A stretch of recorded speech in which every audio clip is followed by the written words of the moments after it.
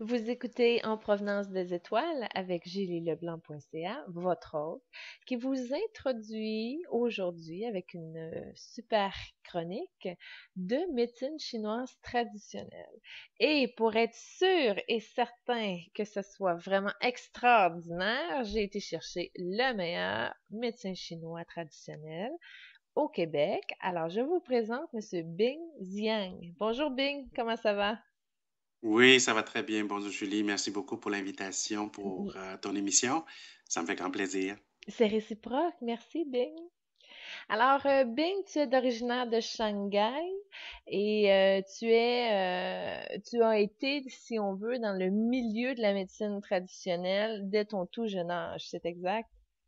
Oui, c'est exact. En fait, que j'ai grandi dans un environnement qui il y a médecine traditionnelle chinoise omniprésent parce que mon grand-père, c'était praticien en médecine traditionnelle chinoise et que j'ai grandi avec tous ces amours des herbes et en l'aidant de couper les herbes. Donc, très jeune, ton grand-père disait, bon, ben, regarde, tu vois, cette herbe-là a telle vertu, on peut l'appliquer pour tel type de problème.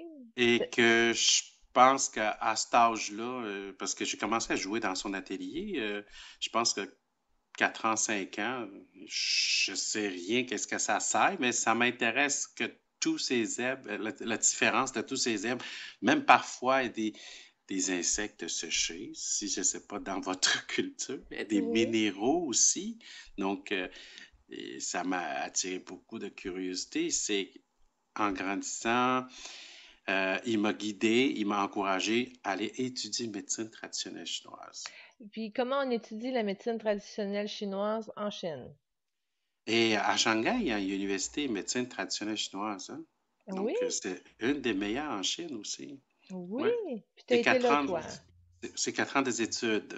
Donc, et quand les gens ils finissent les études, après, il y a 1 an de stage et eux, ils travaillent dans l'hôpital.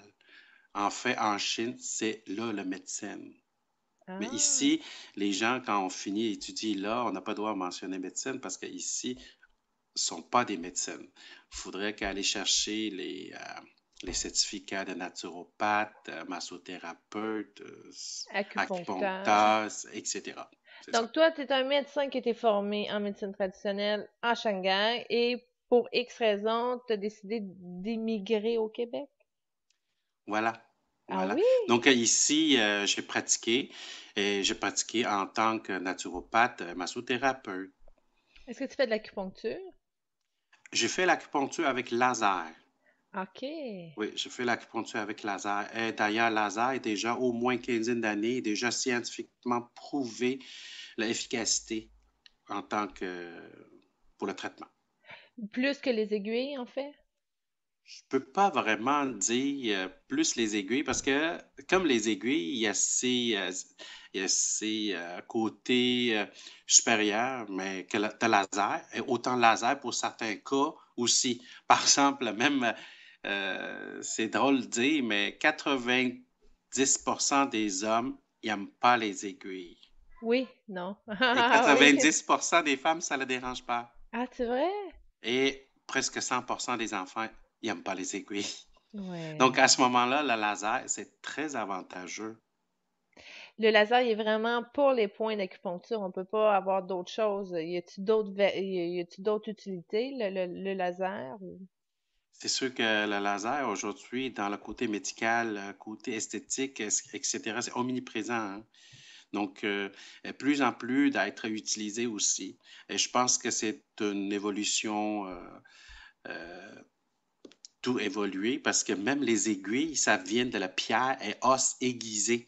Nos ancêtres, quand inventent acupuncture, inventer l'acupuncture, c'était avec l'os et de la pierre aiguisée. Donc, Wow. il est évolué à la stainless et cuivre. Et que pourquoi le cuivre et stainless, il ne peut pas évoluer à laser? Ouais. Donc, c'est toute une évolution dans le côté même médecine traditionnelle chinoise aussi. la majorité de ta clientèle, ben, tu mélanges tout, tu mélanges la naturopathie, tu mélanges des touchés avec du massage, puis tu mélanges aussi de l'acupuncture par En laser. fait, oui, en fait que j'ai pratiqué médecine traditionnelle chinoise et comme médecine traditionnelle chinoise englobe herbologie, massothérapie, alimentation énergétique, l'acupuncture, massothérapie, psychothérapie, etc., exercice énergétique. C'est un ensemble. C'est la tête et le corps, c'est un ensemble. On ne peut pas séparer le psychique et la physiologie. OK, C'est un là, ensemble. tu viens de m'allumer une lumière, là. Ma question est, comment le traitement énergétique peut s'appliquer au niveau de la médecine traditionnelle? C'est quoi? Ça touche à quoi? Avant tout, quand on pratiquait la médecine traditionnelle chinoise, pour nous, avant tout, on a besoin de savoir la source de problème. OK. Et selon moi, la source de problème de nos jours, c'est pas tout à fait externe, c'est plutôt interne. Avant, souvent quand on est malade, c'est parce que l'intempéré, le chaud, le froid, c'est parce que le physique, parce qu'on travaille trop fort, manque de protection, les accidents, et parce qu'on est attaqué par les animaux, les morceaux, et c'est parce qu'il n'y a pas assez d'hygiène, OK? C'est parce qu'il manque les alimentations ou on ne s'alimente pas bien. Mais aujourd'hui, tout ce côté-là, là, on travaille très fort. On habite dans une maison, tout est isolé, il fait moins 30 dehors, on est de manches courtes dans la maison. Donc, et on travaillait physique, oui, CSST, ils surveillaient ça. Et ben, on désinfecte la maison, les gens, plusieurs fois par jour. Il veut éliminer toute la microbe. Côté alimentation, on est dans abondance. Et mais pourquoi la maladie, ça peut réduire? Et presque il y en a de plus en plus. Parce qu'aujourd'hui, la cause, c'est interne, c'est le stress, c'est les émotions. C'est ça. Absolument. On ne sait pas comment gérer ça. Parce qu'on n'a jamais été éduqué, c'est quoi les émotions? C'est quoi Comment les gérer les émotions, Bing? émotions? Donc, Oui, dans vous la avez une médecine longueur chinoise, d'avance, cette vous autres les partie-là, Chinois. oui, c'est une grosse partie. D'ailleurs, que les émotions, ça, dans la médecine traditionnelle chinoise, ça vient de tous les organes. Les émotions peuvent déséquilibrer les organes et aussi les organes déséquilibrés, ils peuvent provoquer différentes émotions. Ah oui? Le médecin chinois, c'est un médecin qui vient de la vie quotidienne. Donc, c'est pas séparé de la vie quotidienne. Et l'homme vient de la nature. On ne peut pas séparer de la nature. Donc, les médecins chinois ont utilisé beaucoup d'images pour manifester autant interne, pour comprendre intérieur. En regardant, observe la nature pour comprendre l'intérieur de nous. Donc, je ne sais pas si les gens ont déjà entendu parler, le yin-yang, la loi de yin-yang, la loi de 5 éléments. Donc, médecins chinois ont utilisé beaucoup d'images de la nature pour manifester la fonction de nos organes. Par exemple, le foie et le vésicule biliaire, il y a une énergie répandue, comme l'élément bois. Le bois, c'est une image pour manifester une énergie constamment en croissance et répandre. On peut planter une plante, on peut pas il ne peut pas pousser plus en plus petit, il va pousser plus en plus grand. C'est une énergie en expansion et c'est le foie et vésicule biliaire. Le cœur et intestin grêle, il faut toujours maintenir une chaleur. Donc, on utilisait l'image de feu. Et la rate pancréas et l'estomac, c'est l'alimentation, c'est la transformation. Donc, c'est comme la terre. Il reçoit, il donne. Le poumon, le gros intestin, c'est pour de l'air, c'est pour le protéger, c'est relié avec le peau, la part de peau, élimination et affirmation, c'est relié avec l'énergie de métal. Les reins, la vessie, c'est relié avec l'énergie de l'eau, l'irrigation. Et relié avec la richesse aussi. Oui. Ça ressemble, écoute, là, tu me parles de 5 familles, 5 groupes d'organes. On pourrait-tu mettre ça dans une étoile? J'ai comme l'impression, quand tu regardes ça, là, il y a une forme de géométrie sacrée Oui, là-dedans, oui, il y a là. un lien entre eux et le bois. Habituellement, dans la nature, le bois, c'est pour alimenter, pour faire du feu. Donc, c'est en interrelation C'est avec le feu ça. qui est le cœur et le petit C'est intestin. ça. Donc, le foie, il alimente le cœur et le feu, il nourrit la terre. Donc, le cœur, il engendre la rate pancréas. Et la terre, c'est comme un lit pour tous les minéraux, le mine, ça crée la mine. Donc, la terre engendre de le métal.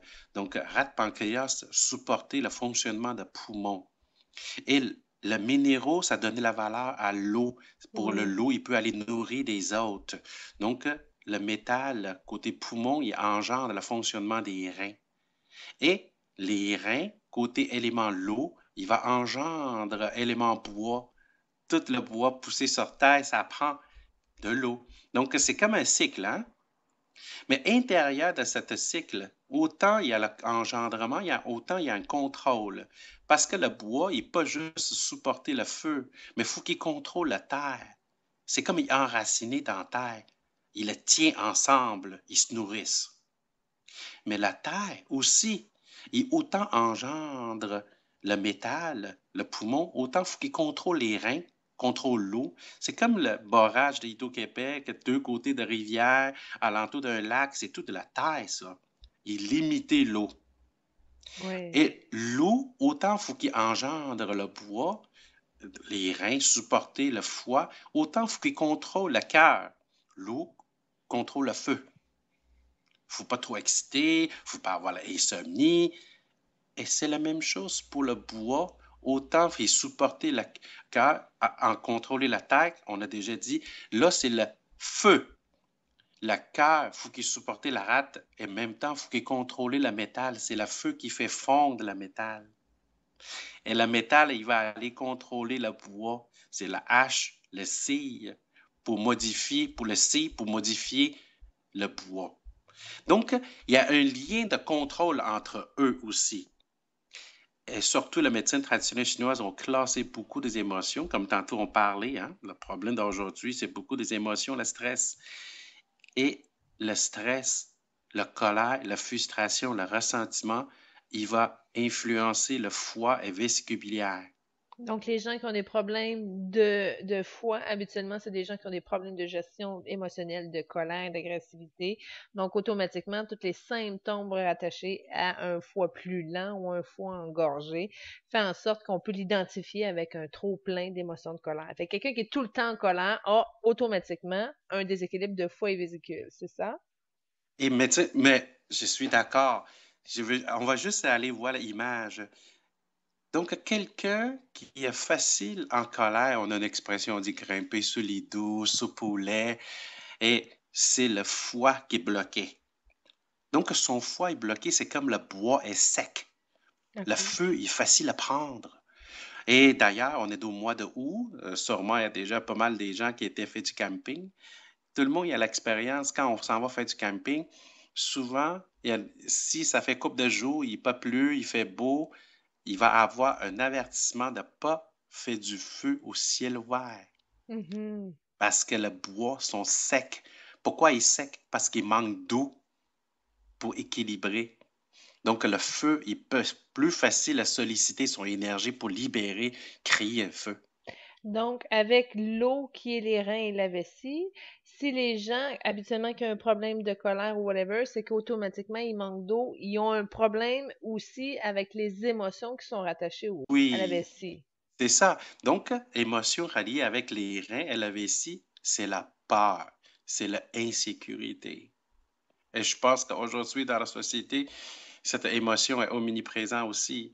Bon, je manque d'argent, ça me fait peur, je suis en colère. Fait que là, je viens de débalancer 4 organes comme ça, juste parce que en l'espace de quelques minutes, là, je viens de m'apercevoir que ça arrive pas, là. En plus, les organes, entre eux, c'est une équipe. Il ne peut pas avoir un organe juste avoir le problème isolé comme ça. Il va influencer les autres aussi. Oui, parce que quand tu es en colère, veux pas, ton rythme cardiaque augmente, ta respiration aussi, fait que veux pas, ça va toucher les autres. Absolument, absolument. Donc, même, c'est sûr qu'on parlait la colère, la frustration, le stress, le ressentiment, il a affecté le foie, la vésicule et on parlait l'insécure et on parlait la peur, ça affecte les reins, la vessie. On peut parler le tristesse, la déception qui va affecter le poumon, le gros intestin. Et on pourrait dire aussi l'excès de réflexion, le souci, affecter la rate, le pancréas et l'estomac. Mais le cœur et intestin grêle, c'est quoi qui va l'affecter? La Et joie et l'excitation. oui, fait que quelqu'un qui manque de joie de vivre dans sa vie, qui est vraiment pas joyeux, a plus de chances de finir en arrêt cardiaque. Exemple. Et oui, le cœur, il va se teigner. Mais on peut vraiment catégoriser les maladies comme ça. Quelqu'un bon, ben, qui a eu une grosse tristesse, là, que ça se ramasse dans les poumons, en bronchite ou peu importe. Donc, en portant attention à nos émotions, juste par l'étoile que tu viens de nous donner là, en médecine traditionnelle, on est capable de voir. Bon, si, exemple, tu prends tout, là, tu peux avoir un symptôme qui a plusieurs déséquilibres. Il peut y avoir de la chaleur, il peut y avoir une réaction au stress. Fait comment tu fais à un moment donné quand ça touche pas les 5 organes principaux comme ça? Comment tu fais pour pouvoir aligner? As-tu une case où ce que tout ce que les autres couvrent pas touche lui? OK. Je vais expliquer comment ça fonctionne d'ailleurs pour la consultation, mettons. Ouais. Quand quelqu'un qui vient consulter, souvent c'est parce qu'il y a un problème. OK? Donc, et à ce moment-là, on va prendre sa date de naissance. On va voir, on va faire une analyse. Selon la date de naissance, c'est faire un bilan énergétique, déterminer ses forces, ses faiblesses en naissance. Ah Parce qu'on n'a oui! pas sur la même ligne de départ. Donc, avec ma date de naissance, tu serais capable de voir que je suis née et j'avais un foie lent, par exemple. C'est déjà donné une bonne idée. Donc, Oui! parce qu'il n'y a rien hasard, tout c'est synchronicité. Par exemple, si quelqu'un qui en naissant a déjà une faiblesse au rein, donc cette personne, il pourrait manquer le courage ou moins solitaire, etc. Donc, le problème alentour de lui, il va réagir à conséquence. Donc, on a déjà une bonne idée de base de l'énergie de cette personne-là. Après, on va vérifier, interroger pour trouver la cause, comment il vit, dans quelle situation il vit, pour déterminer le principe source du problème. Parce que les autres problèmes, ils pourraient avoir la réaction en chaîne. Attends un petit peu là. Là, tu veux dire que tu rentres en arrière de ça et tu vois que quand il était jeune, finalement, il a manqué d'amour paternel et que là, bon, ben, à l'école, il s'est fait ridiculiser. Et là, tu regardes tout son Tout, histoire oui. émotionnelle. Aujourd'hui, ça joue beaucoup. Oui, il y a un très bon point. J'ai donné un exemple. Oui, J'ai reçu une dame qui a 40 ans. oui. OK? Donc, elle a un légèrement surplus de poids. En OK. plus, elle m'a dit que 2 ans avant, elle a déjà perdu 70 livres. OK. Mais ça, le problème qu'elle vient pour consulter, c'est mal au dos. Ah, Toujours mal au dos depuis quand elle était jeune. OK. Mais cette mal au dos, ça vient de où? Le Ouais. massage et tout ça, ça a juste soulagé, jamais été enlevé. Et on l'a fouillé ensemble. On voit dans la date de naissance, ça manifestait, c'est une personne qui aime être en gang, qui est un peu craintif. Mais elle était tellement jugée à l'école. Elle est lunatique aussi, donc elle n'a pas de bonne note. Elle se fait juger beaucoup, beaucoup à l'école. Elle a peur de se faire juger. Elle a peur de l'école. Elle a peur, ça a bloqué les reins, le lombaire. Et depuis ce temps-là, il y a toujours des problèmes de lombaire qui est là. Et comment Jusqu'à t'arrives? là. Comment t'arrives quand tu vois ça dans le contexte bon, émotionnel et tout ça? Là, tu as une vue d'ensemble claire. Qu'est-ce que tu peux. Comment t'arrives à enlever la cause du problème? Sachant ça, OK. là. Donc, dans le fond, quand il y a une personne, quand nos clients en avant de nous, c'est une personne au complet. Et le traitement n'est pas nécessairement juste une dimension de présent. Et Mhm. le traitement, il pourrait être multidimensionnel. Oui. Multidimensionnel, ça veut dire qu'il faut traiter son enfant intérieur aussi. Ah Parce que ah. son enfant intérieur est encore craintif, Il est bloqué, il est bloqué. stressé. C'est leur Oui. enfant intérieur, il dégage ces émotions constamment vives qu'il a qu'à travers toutes les autres dimensions. Donc, c'est un traitement multidimensionnel. Ah, génial, génial. Ben, il faut, puis c'est comme ça qu'on a des résultats. Oui, et souvent, les clients, on n'a pas juste aidé, libérer les enfants à l'intérieur. Et on va aider, établir la direction du futur. Qu'est-ce qui Ah, passionne? Établir le plan d'action. Parce que médecin chinois, on ne soignait pas juste un bobo, on non, c'est des soignait un coachs. vie. Si on Oui, travaille bien, on ne soignait pas juste un vie, on soignait une famille, une lignée. oui, Parce que oui. si la personne est Oh, bloqué avec cette émotion, il est bloqué avec cette douleur, il va continuer à réagir avec un peur, avec une colère, il va influencer tout ses le enfants monde. négativement. Donc, Oui. c'est ça le problème héréditaire aussi, une autre dimension. Oui, ah, c'est donc, wow, j'ai le cœur tout ouvert, Bing, c'est merveilleux, c'est fantastique qu'il y ait du monde qui pense comme ça. Écoute, quelqu'un qui s'en vient chez toi, là, sachant que son enfant intérieur, c'est pas fort, sachant qu'il y a plusieurs symptômes un petit peu partout, même si c'est rien de grave, là. Mettons qu'on rentre chez toi, là, c'est un processus qui prend combien de temps à renverser? C'est sûr que c'est comme une rénovation, une maison, OK? Oui. C'est comme rénover une maison. On pourrait avoir différents budgets, différents plans. Ça dépend de chaque individu. Donc, et c'est sûr que si la personne, le budget le permet, le temps, il veut investir plus, on peut aller un peu plus loin. Mais s'il veut juste travailler sous certains malaises, on Bon, pourrait avoir je juste veux couple de arrêter de rendez-vous aussi. fumer, un coup de laser dans les oreilles, puis that's it. Ah, mais quand on parlait de fumer, OK? Oui. Donc, j'ai des clients qui viennent pour arrêter de fumer. Il y en a plusieurs. Ma champion, c'est une madame qui a 45 ans, fumée, 2 paquets par jour. Elle a Mm. arrêté. C'est ma Wow. champion. Mhm. Et j'ai toujours dit, arrêter de fumer, ce n'est pas une guerre, c'est une compréhension, c'est une décision. Et tant qu'il n'est pas prêt à arrêter de fumer, même malgré il a décidé d'arrêter de fumer, il cherchait l'aide, et ça ne veut pas dire qu'il va arrêter au jour lendemain. Il pourrait encore allumer un, deux, trois, quatre cigarettes le lendemain. Tout ce que je veux, c'est pas de culpabilité. Et rester avec la cigarette. Souvent, c'est les gens, ils allument une cigarette, mais tête ailleurs, il est en train de penser d'autre chose, il est dans ses émotions. Donc, la cigarette mélange avec les émotions. Après, on a la misère à séparer. Là. Donc, si les gens sont pas prêts encore à arrêter totalement, mais ils sont dans un processus, ce que je demande, aucune culpabilité. De toute façon, ça fait des années, ils fument. Ouais, Mais mais c'est pas juste, restez, oui, restez avec la cigarette. c'est pas Début juste, jusqu'à la fin. c'est pas juste le traitement. Bon, regarde, on te fait une shot de laser puis ton problème est réglé, là. Quand on arrive chez vous, c'est une Non, rénovation. On va aller voir qu'est-ce que dans l'enfant oui, intérieur ça a bloqué, à parce qu'il y a partir une de quel organe. émotion. Oui, il y a une émotion en arrière de ça. Parce que la cigarette, c'est rallié avec le poumon, c'est rallié avec une déception lointain, avec une tristesse. Parce que oublie pas, un puff de cigarette qui rentre dans le poumon, il remplit le poumon avec la chaleur.